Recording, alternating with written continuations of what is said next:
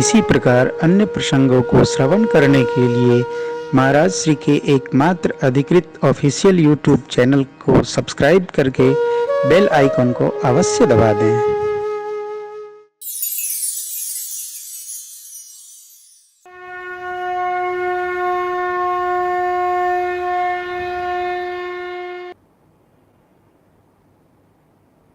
लोकाभिरामं रणरङ्गधीरं राजीवनेत्रं रघुवंशनाथं कारुण्यरूपं करुणाकरन्तं श्रीरामचन्द्रं शरणं प्रपद्ये। मनोजवं मारुततुल्यवेगं जितेन्द्रियं बुद्धिमतां वरिष्ठं वातात्मजं वानरयूथमुख्यं श्रीरामदूतं शरणं प्रपद्ये। श्रीरामदूतं शरणं प्रपद्ये। श्रीराम जय राम जय जय राम। श्रीराम जय राम जय जय राम। श्रीराम जय राम जय जय राम। श्रीराम जय राम जय जय राम। श्रीराम जय राम जय जय राम। जय जय राम जय जय राम। बोलिए राजा रामचंद्र भगवान की जय हो। श्री हनुमान जी महाराज की जय हो। भवानी शंकर भगवान की जय हो। श्री सद्गुरुदेव भगवान की जय हो। पूज्यपाद गोस्वामी तुलसीदास जी महाराज की जय हो। श्री मिथिला यवद सरयू धाम की जय हो। ओम नमः पार्वती पतये। हर हर महादेव। परिपूर्णतम परमात्मा अकारण करुणा वरुणालय भगवान श्री सीताराम जी के श्री चरणों में साष्टांग भूत भावन भगवान माँ भगवती हनुमान जी महाराज गोस्वामी पाद के चरणों में बार वंदन।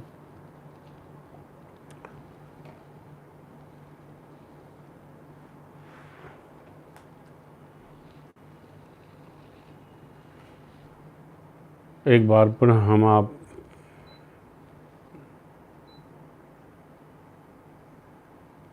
आज पंचम सत्र में सनातन संस्कृति, सनातन जगत को सनातन मनीषा ने जो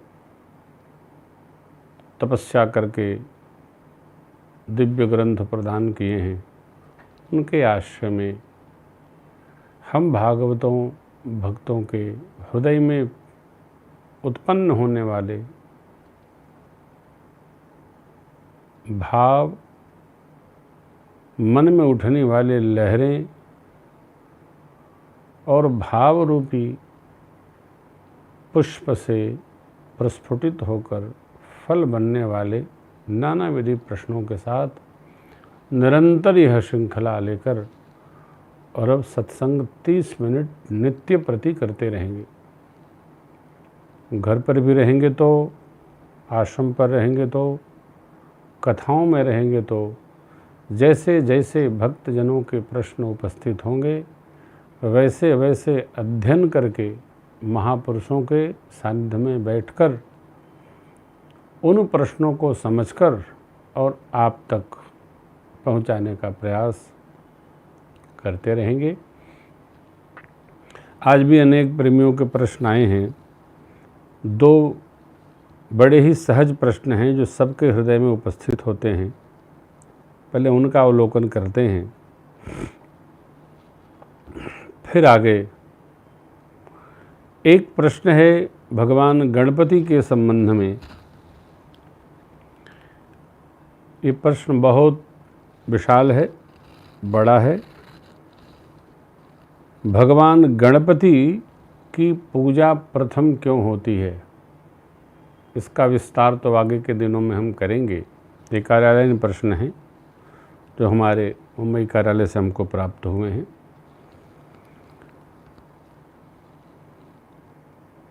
पूज्यपाद गोस्वामी जी ने एक पंक्ति लिखी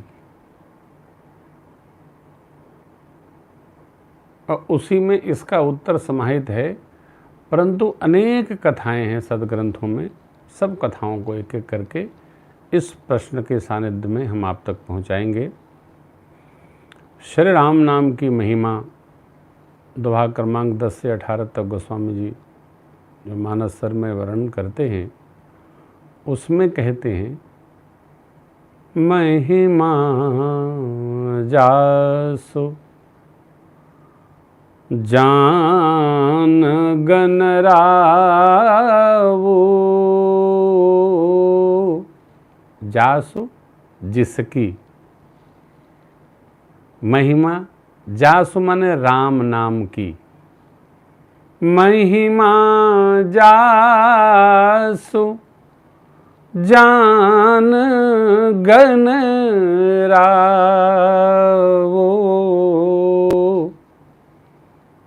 प्रथम पूजियत नाम प्रभावो।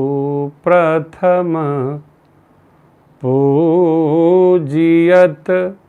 नाम प्रभावो।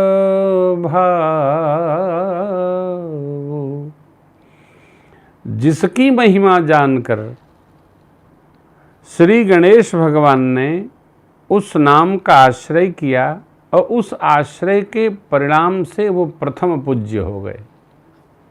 कब आश्रय किया,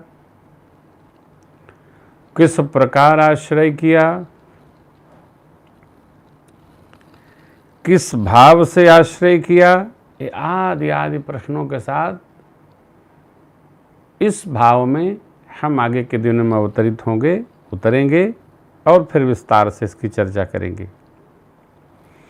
भगवान गणेश को लाल पुष्प क्यों चढ़ाया जाता है और दूर्वा क्यों चढ़ाया जाता है, ये भी प्रश्न बड़ा अद्भुत है, अलौकिक है, प्रश्न विस्तृत है। इसलिए उसी के साथ जब हम प्रथम पूज्य की चर्चा करेंगे, इन प्रश्नों का आश्रय करेंगे। भगवान शिव जी के मंदिर में अंदर अथवा बाहर अर्ध परिक्रमा क्यों की जाती है, एक प्रश्न ये बड़ा सुंदर है। आइए इस पर चर्चा करते हैं। देखिए, सदग्रंथों में सभी देवताओं के स्थान की कितनी परिक्रमा करनी चाहिए, इसका विस्तृत वर्णन दिया गया है। उन ग्रंथों को स्मृतियां कहते हैं। बहुत सारी, चूँकि प्रश्न निरंतर आएंगे, इसलिए किस देव की कितनी परिक्रमा और क्यों, किस भाव से करना चाहिए, इस पर चर्चा करते रहेंगे। आज भगवान शिव के मंदिर की क्यों अर्ध परिक्रमा होती है, इसका थोड़ा सा विचार करते हैं। देखिए, पहली बात तो ये जानिए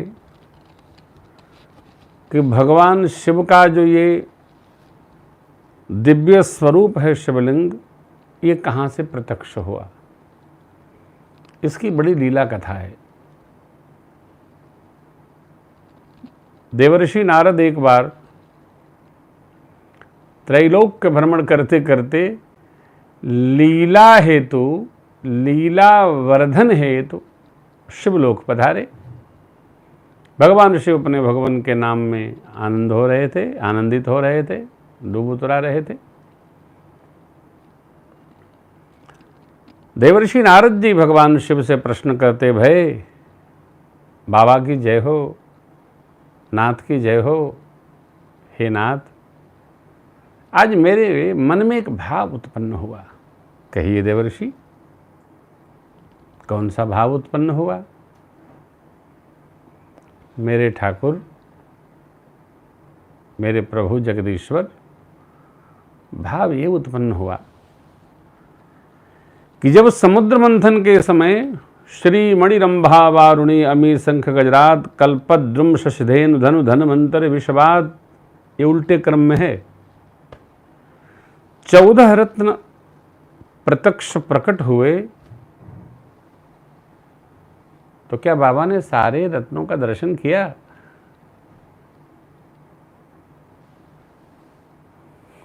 नारद जी उलझाए बाबा को। कहे देवर्षि, मेरे पास तो प्रथम फल आया और प्रथम फल पाकर मैं अपने प्रभु में प्रवेश कर गया। इसकी भी पंक्ति है। कैसे? नाम प्रभाव जान शिवनी को, नाम प्रभाव जान शिवनी को, परिणाम कालकूट फल दीन अमी को, कालकूट फल दीन अमी को, नाम प्रभाव जान शिवनी को, नाम आ। हृदय में राम, जिह्वा में राम, कालकूट पान कर लिया भगवान शिव ने। हृदय में विराजमान राम प्रभु, जिह्वा पर बैठे राम प्रभु का संपुट लगाकर ऐसा पधराया कि एक कंठ नीला हो गया और मेरे बाबा नीलकंठ स्वरूप में आ गए। परंतु परिणाम क्या हुआ कि भोले बाबा उस रस को प्राप्त करके उसी में मगन हो गए। दर्शन नहीं भया। फिर जो जो घटनाक्रम हुआ, कोई दर्शन भोले बाबा कर सके नहीं। अब क्या करें? वो तो राम नाम में डूब रहे। तब देवर्षि ने कहा, हे नाथ, उस समय देवताओं और दैत्यों को मोहित करने के लिए भगवान श्री हरि ने मोहिनी स्वरूप का दिव्य भाव धारण किया। और क्या कहें बाबा, वो स्वरूप तो अद्भुत था। दर्शन हो जाए तो आनंद आनंद हो जाए। पल लगा नहीं स्मरण किए भोले बाबा और भगवान श्री हरि पधारे। नारद जी ने जो भाव जगाया था भगवान शिव ने प्रस्तुत किया। ठाकुर ने बहुत मना किया, भोले बाबा माने नहीं। और जैसे ही भैया भगवान ने शिव जी के भाव की रक्षा के लिए मोहिनी स्वरूप धारण किया है, पूरी सृष्टि मानो मोहाई जाए, मोहित हो जाए। बाबा भी मोहित हो गए और उस स्थिति में बाबा का दिव्य स्वरूप, उनका तेज बढ़ने लगा तो वो धरती की ओर नहीं, गगन की ओर बढ़ने लगा। भगवान श्री हरि ने चक्र के द्वारा उसके 12 खंड संपन्न किए और वही 12 खंड भगवान शिव जी के 12 ज्योतिर्लिंग स्वरूप अपने देश में विराजमान हुए। अब एक समस्या खड़ी हुई कि बाबा का स्वरूप पधराया कहाँ जाए।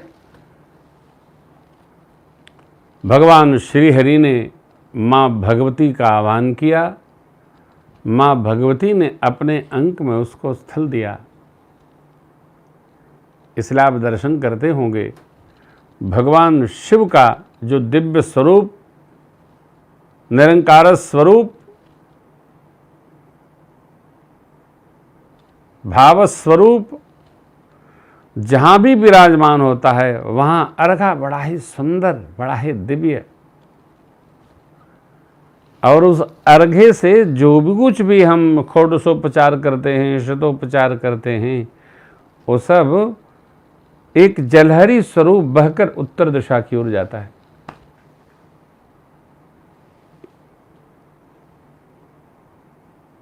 क्योंकि हमारा स्वभाव नहीं है किसी भी बात को, किसी भी शब्द को, किसी भी वाक्य को बहुत ही खोल खाल कर कहना हमारा स्वभाव नहीं है।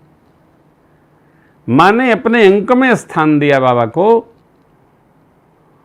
और वह अंक स्वरूप जहां बाबा विराजमान होते हैं, सौराष्ट्रे सोमनाथम च श्रीशैले मल्लिकार्जुनम, ये जो 12 ज्योतिर्लिंगों का मंत्र है, उन स्थलों पर माँ अपने अंक में लेकर बाबा को विराजमान हुई और भगवान श्री हरि की कृपा से वो 12 स्थानों पर बाबा को पधराया गया। अब चूंकि माँ के अंक में बाबा पधारे हैं, अस्तु सनातन के ऋषियों ने, भक्तों भागवतों ने यह व्यवस्था दी कि जब बाबा का पूजन हो, सेवा हो, अभिषेक हो, तो उससे जो कुछ भी प्रसादी निकल कर बाहर जाए, कदापि कोई उसका लंघन नहीं करेगा। कारण वो माँ का अंक स्वरूप है। कहीं कहीं तो गांव में जहाँ बहुत अधिक बुद्धिमान लोग होते हैं, श्री पुजारी जी महाराज और परमादरणीय मंदिर के व्यवस्थापक जन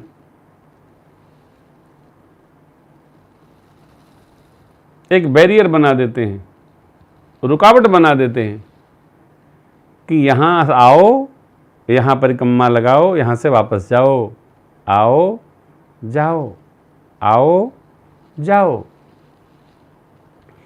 चूंकि माँ का वो अंक स्वरूप है, इसलिए भगवान शिव के मंदिर में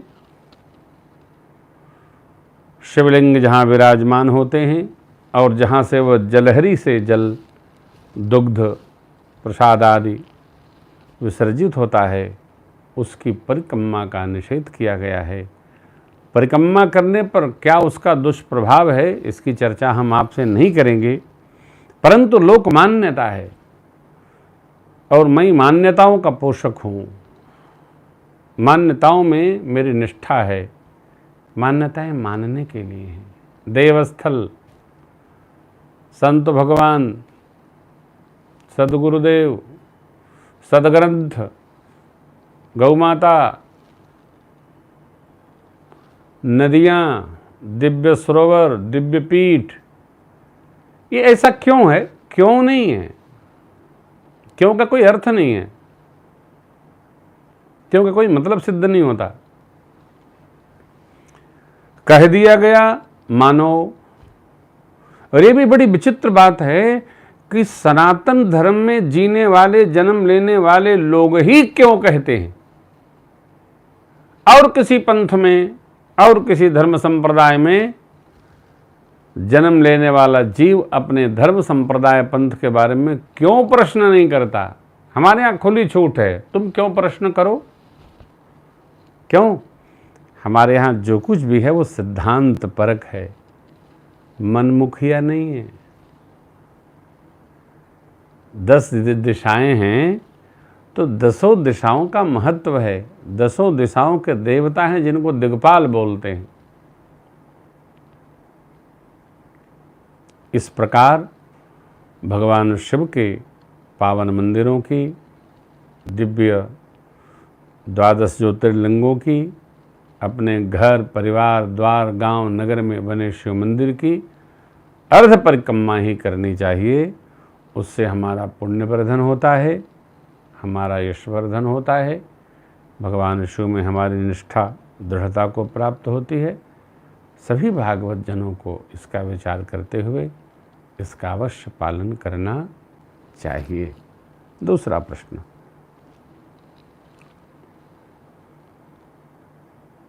थोड़े नए प्रश्न आए तो ध्यान रखना, नए प्रश्न आएंगे तो।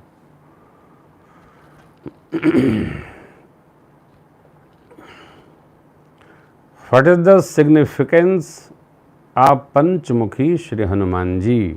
वाह, अद्भुत। इसमें 3 प्रश्न है।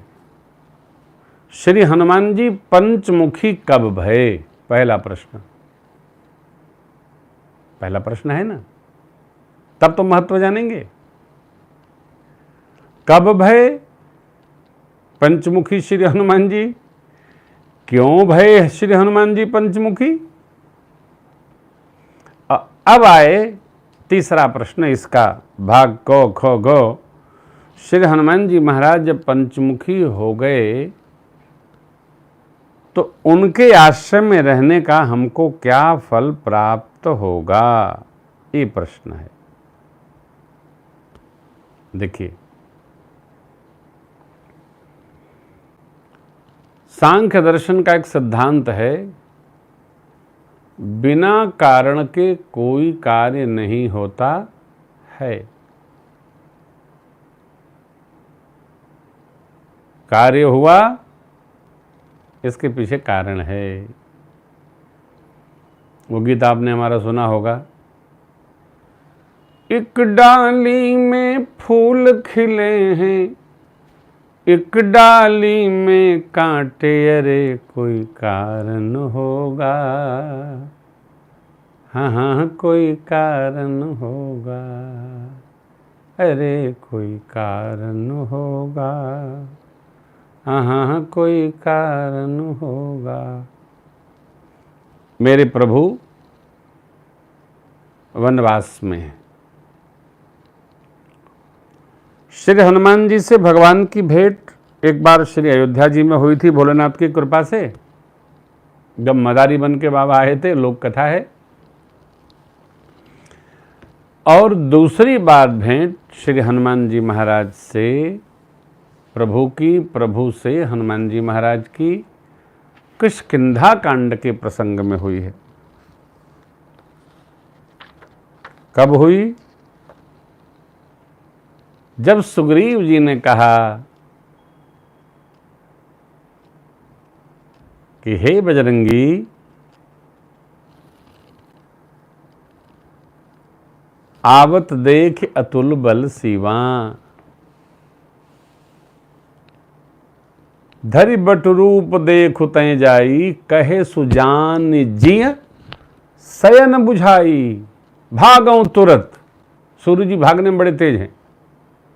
भागौ तुरत तजऊ यह शैला, कब पठये बाल हो ही मन मैला। यदि बाली ने मन और मैला नाम के 2 असुरों को भेजा है, अथवा मेरे मन के मैले भाई बाली ने भेजा है, तो मैं भागूंगा, छोड़ दूंगा ये पर्वत, अन्यत्र चला जाऊंगा। इशारा करिएगा। श्री हनुमान जी महाराज गए। अब लीला कथा प्रसंग देखिए। धरि बट रूप, अरे बटु मने ब्रह्मचारी। सुग्रीव जी ने कहा, धरी बटु रूप देखूं तै जाई, कहे सुजानी जिय सयन बुझाई, कहे सुजानी जिय सयन बुझाई। धरी बटु रूप, अद्भुत बात। विप्र रूप धरी कपितह गया, माथनाई, ये बिगड़ गया। सावधान, ब्राह्मण कभी क्षत्रिय को प्रणाम नहीं कर सकता है। स्वार्थी हो तो बात अलग है। ब्राह्मण माथनवा के प्रणाम उसके स्वभाव में नहीं है। ब्राह्मण के स्वभाव है ना, विप्र रूप धरि कपितः गया। कौन गया? बाबा कुछ नहीं छिपाते हैं भोलेनाथ मां से। विप्र रूप धरि कपितः, श्री हनुमान जी गए, ब्राह्मण वेश धारण करके गए। कौन गए? श्री हनुमान जी महाराज गए। और माथ न आई, माता नवाए। श्री हनुमान जी तो विप्र बने हैं, परंतु मेरे सरकार को तो दिख रहा है ये तो मेरे हनुमान हैं, ये तो मेरे लाला है, बजरंगी है। क्योंकि वहां माया का वेश धारण किया हनुमान जी ने। माया भगवान को व्याप्ति नहीं है, माया कलनर्त की बिचारी। विप्र रूप धरि गए और माथ नवाकर प्रणाम किए और प्रश्न किए। पहला प्रश्न, को तुम श्यामल गौर शरीरा, क्षत्रिय रूप फिरहु बन बीरा। एक क्षत्रिय भी कह रहे हैं और माथ भी नवा रहे हैं। पहले ही झोल। सरकार अंदर अंदर मुस्कुराए, वाह वाह वाह रे लाला। स्वामी की आज्ञा की ऐसी पालकता, हाँ होनी चाहिए। कौन है आप? को तुम, आप दोनों कौन हैं? आपका रूप क्षत्रिय का है, वीर रूप है, वीर स्वरूप है, और विचरण वन में कर रहे हैं। आपको राज करना चाहिए, और फिर कहाँ कर रहे हैं? कठिन भूमि कोमल पदगामी। एक कठोर भूमि, आपके चरण कितने कोमल हैं। नवकंज, लोचन कंज, मुख कर कंज, पद कंजारुणम। आपके पद कितने कोमल हैं। कठिन भूमि कोमल पदगामी, कवन हेतु विचरहु बन स्वामी। किस हेतु? कठोर भूमि में आप किस कार्य के लिए विचरण कर रहे हैं? आपका शरीर तो यहाँ विचरण करने योग्य नहीं है। क्यों? अत मृदुल मनोहर सुंदर गाता, सहत दुसह बन आतप बाता। ये तीसरे प्रश्न की श्रृंखला है। आपका शरीर कितना मृदुल है, कोमल है, मन को हरने वाला है, सुंदर है। सुंदर तो है ही है राजीव नयन सरकार हमारे। फिर ये वन में आप त्रिविध बयारी, वर्षा ऋतु, इतना सूर्य नारायण का ताप। अब हनुमान जी को कौन कहे कि इनको कुछ नहीं लगता है, ये तो दिव्य हैं, दिव्य से दिव्य स्वरूप है, कुछ नहीं लगता। प्रकृति भी घबराती है जिनसे। सहत दुसह बन आतप बाता। चौथा प्रश्न, कि तुम तीन देव मह को, नर नारायण कि तुम दो, क्या आप त्रिदेव ब्रह्मा विष्णु शिव में से दो हैं? ये आप दोनों नर नारायण हैं। प्रभु, मेरे सरकार इतने प्रेम से श्री हनुमान जी द्वारा की गई प्रश्न श्रृंखला को श्रवण कर रहे हैं, कहने वाले को भी आनंद, हनुमान जी पूछ रहे उनको भी आनंद हो गया। वाह वाह वाह, ऐसा श्रोता पहली बार मिला है। भाई कोई आपसे कुछ पूछे तो कई लोग होते हैं, कोई पूछता है वो पूछे पहले और उत्तर देने को पहले तत्पर रहते हैं। ये अच्छे श्रोता का लक्षण नहीं है। छोटा बच्चा भी आपसे कुछ पूछ रहा है तो पहले उसकी सुनिए और उससे कहिए आपके सारे प्रश्न पूर्ण हो गए तो मैं उत्तर निकालूं। लोग बोलने नहीं देते किसी को।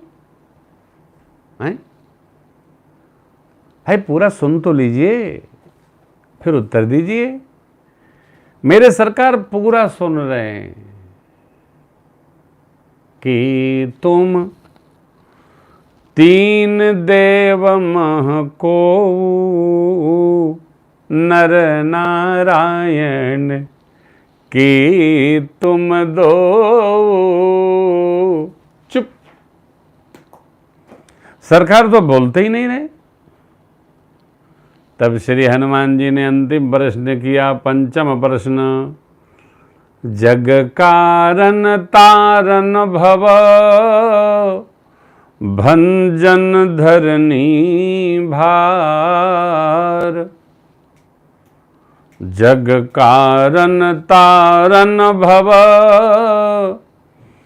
भंजन धरनी भार। वनपति लेन मनुज जग के कारण, जगत के कारण, धरती के भार को उतारण, भंजन धरनी भार। क्या आप अनंत कोटि ब्रह्मांड नायक मेरे सरकार ही तो नहीं है कि तुम अखिल भुवन पति लीन मनुज अवतार।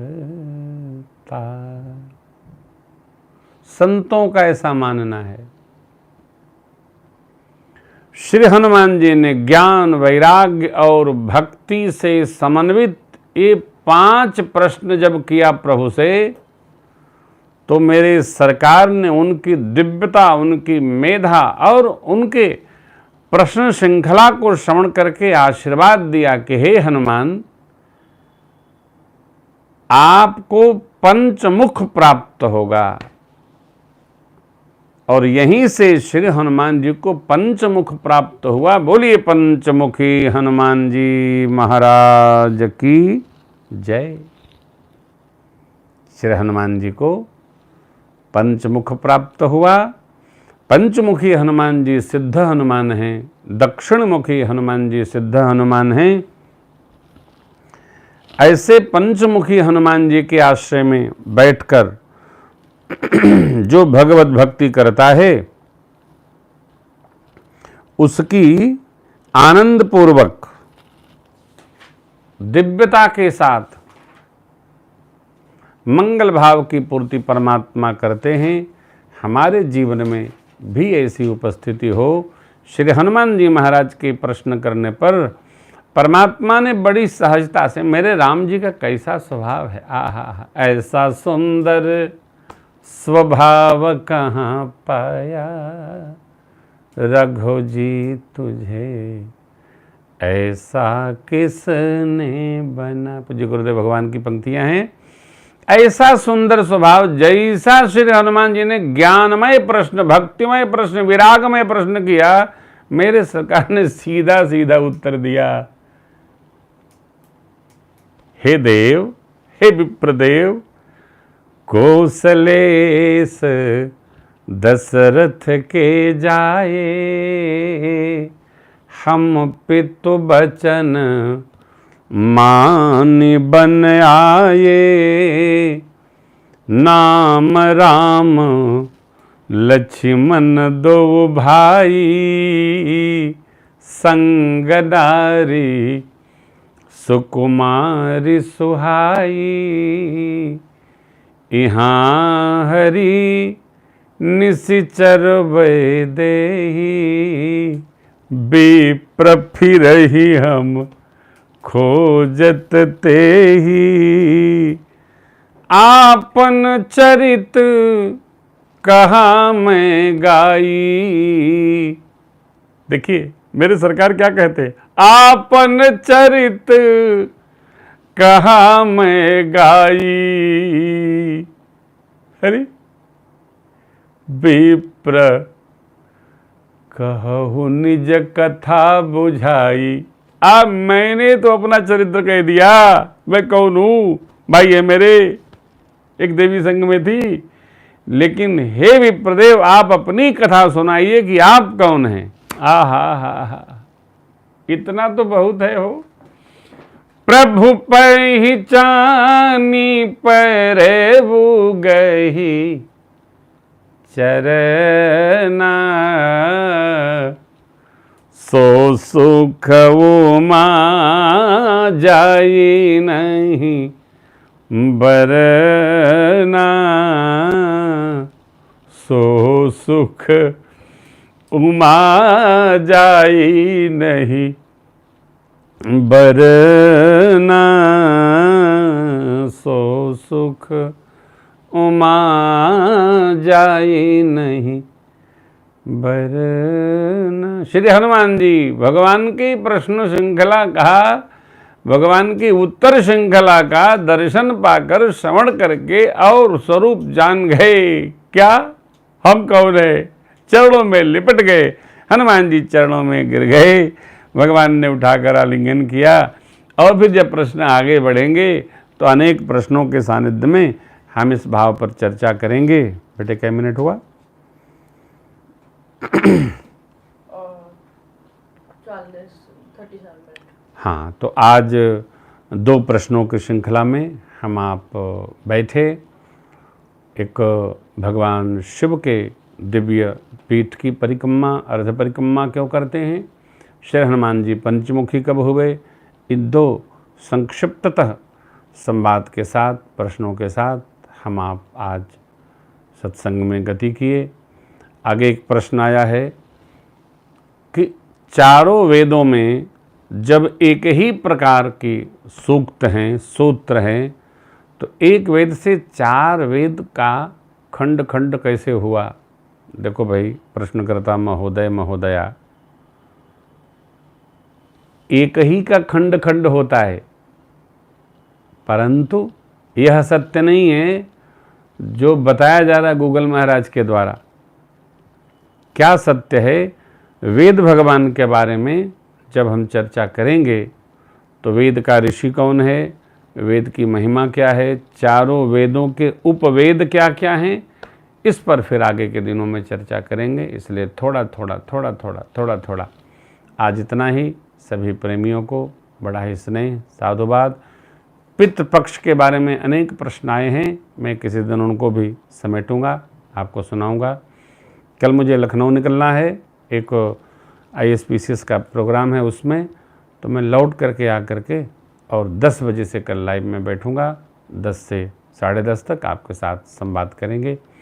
आज इतना ही, चलते चलाते हरे राम राम राम सीताराम राम राम, हरे राम राम राम सीताराम राम राम, हरे राम राम राम सीताराम राम राम, हरे राम राम राम सीताराम राम राम, हरे राम राम राम सीताराम राम राम, सीताराम राम राम सीताराम। श्री बालकृष्ण भगवान की जय हो, भवानी शंकर भगवान की जय हो, श्री हनुमान जी महाराज की जय हो, पूज्यपाद गोस्वामी तुलसीदास जी महाराज की जय हो, श्री रामचरितमानस भगवान की जय हो।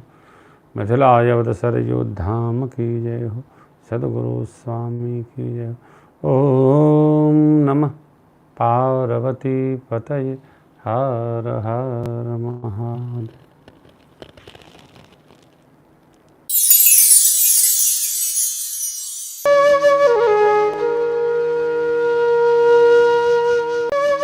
इसी प्रकार अन्य प्रसंगों को श्रवण करने के लिए महाराज श्री के एकमात्र अधिकृत ऑफिशियल यूट्यूब चैनल को सब्सक्राइब करके बेल आइकन को अवश्य दबा दें।